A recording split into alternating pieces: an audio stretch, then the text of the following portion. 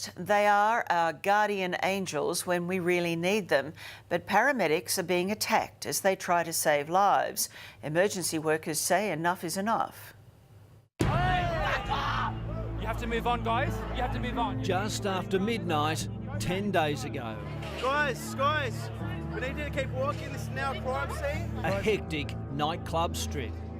Tyson Parker is led away in handcuffs, arrested for allegedly assaulting an ambulance paramedic.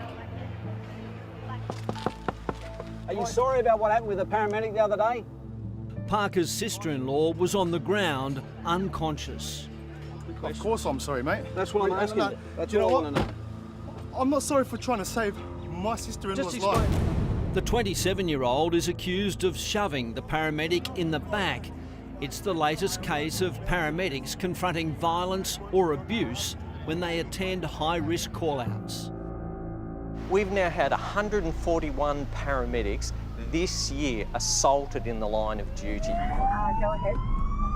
The paramedics were called to the pontoon bar here at Cockle Bay Wharf. The emergency services were responding to a call that a young woman had collapsed.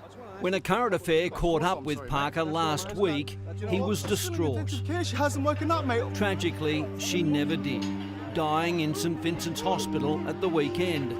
Parker says that on the night, he was frantic. Yeah, this is what happened. Yep. He got there on the scene. The paramedic? Paramedic. Yeah. He comes in. He wants a crowd to be dispersed. He's got minutes, moments. I'm not experienced, but I was shocked and panicked. I didn't know what to do. I was in hysterics. Police allege the paramedics were met with a volatile situation. What's this for? We haven't been rapidly descending into chaos. This is the call for help that went out on the ambulance radio. What's this for? Code 1. A code 1 means trouble. Can you confirm police are on scene at the pontoon bar with the crew? Police are on scene. CPR in progress. First, police on the scene called for backup. The riot squad needed to help the paramedics get the woman into an ambulance. This was a life and death situation. No doubt hindered the treatment that was able to be provided to the female. We are talking about a scenario where these paramedics had to decide for themselves to put themselves in harm's way to go to the aid of that person. Parker maintains all he was trying to do was help his 22-year-old sister-in-law who had been celebrating her birthday. He goes, I'm not going to do anything until the police get here. But a current affair has been told that when the paramedics arrived, the woman was already being given CPR by St John's ambulance volunteers. And when the ambulance officers went to take over, one of them was allegedly shoved. They then sought the protection of security guards. I didn't do nothing. All I just said, mate, go. She's there. You have to help her. And then the security guards wrapped their arms around me. I could barely touch him. I didn't do nothing. No assault, nothing. They had me secured, saying, calm down, mate. Just calm down. And I'm just there going, help her, screaming. Well, that's all I could do. Parker denies assaulting the paramedic, claiming he may have slipped. When I seen him there with all the tools and not doing nothing, I didn't know what to do but to say, mate, here's the direction. You know what I mean? Like, get there. This guy goes, I'm going to wait outside until the police comes. It's like Jesus walks in, the only person that can save her. And then he goes, I'm not going to help her. Do you know what I mean? Like that's what it's like. Parker was charged with common assault and obstructing or hindering an ambulance officer by an act of violence. People don't care. I just look like a criminal because I'm walking out with handcuffs.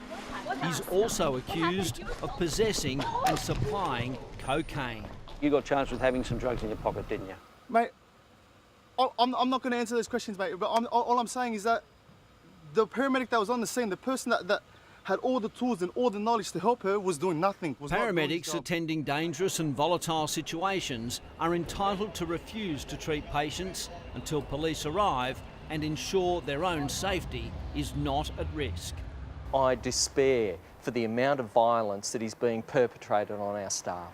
Dominic Morgan is the Commissioner of the New South Wales Ambulance Service. This year, 3 paramedics have been assaulted every week. It's a very simple mathematical equation. If the paramedics are delayed in any way from rendering care to a person, of course it's logical that they may have a worse outcome. Why aren't you taking him to the hospital? And alarmingly, violence directed at these guardian angels seems to be on the increase. Help him! Ad campaigns in Queensland and Victoria dramatically highlighting the issue. These guys deserve a medal, not a black eye. And I guess that means you're coming to work pretty much every day with Looking confronting at the this reports. issue. Yeah, absolutely. It is one of the biggest things that comes across my desk these days is the assaults that are occurring on paramedics. Commissioner Morgan is sick of hearing about his officers being attacked as they try to save lives.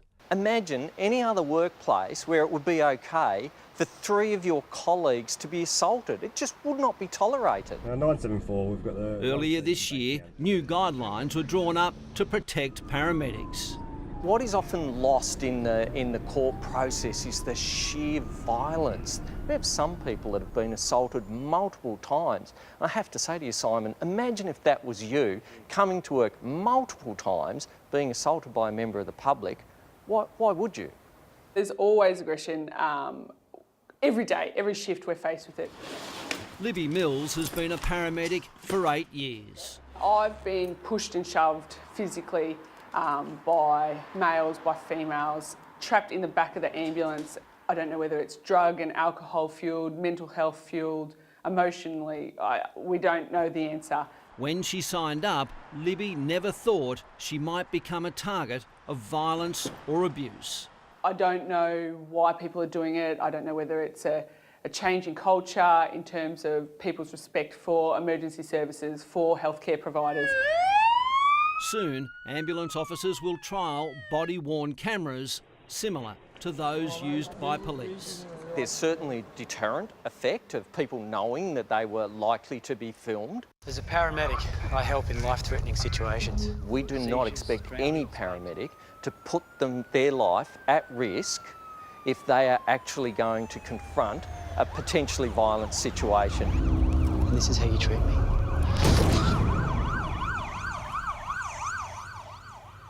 Tyson Parker will face court for the first time later this month.